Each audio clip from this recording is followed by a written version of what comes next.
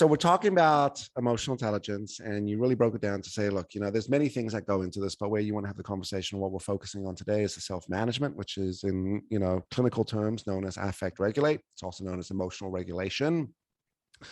Just some big fancy words to say manage your shit. Mm-hmm.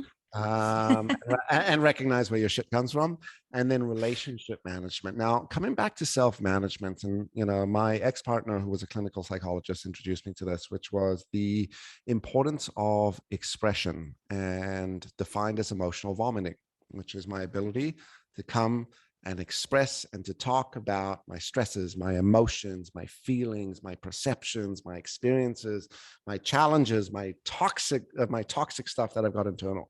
How important is that for the success of self-management? Is it a small piece, or is it like a major piece? Expressing our stuff is important.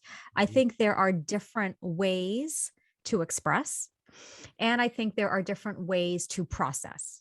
So I'll give an example. Like I, work with a lot of people that need to move through something that happened in the past with another person, and they may or may not be able to actually process it with that other person. That person has passed away. That person's not interested. That person doesn't have the capacity. Lots of good reasons why that other person is not available for us to process it with them. Well, we still need to process it, right? We still need to do something with it. So I think we need to start from getting really clear on, what do I need from the process of processing it? Like, what do I need? Do I need to let it go? Do I need to have a conversation? Do I need, like, what do I need? So I think that's the place where we need to start, is we need to define and identify what is my goal in needing to process said event.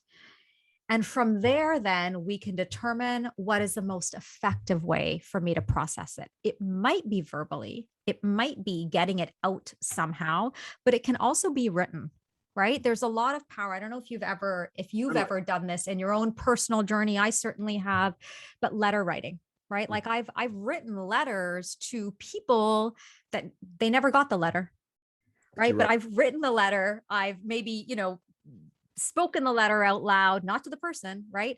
But it really did allow me to process that hurt, that pain, that betrayal, that whatever it was. Right. Right. Right. Well, that's the world of psychological mastery, which is by being able to process through it and go there and talk about it or express it or write the letter, you're able to in quotations, I'm holding up the quotations, see it differently, right? And when you see it differently, you think about it differently. I had this professor of therapy that said to me, we don't have a past, we have a present past. Have you ever heard that? No, but that's like my ears just perked up. I'm like, okay, so let's read talk about that. And he was this like old guy, and he just like looked like a typical therapy professor. And I thought he was like the wisest person in the world. And I remember he said to me, our past only exists as we story it in the present. It's a total mind F, which has everything to do with our perceptions, and our perceptions become facts, right? Our perceptions become the mode that we look at the world through, the lens that we look at things through.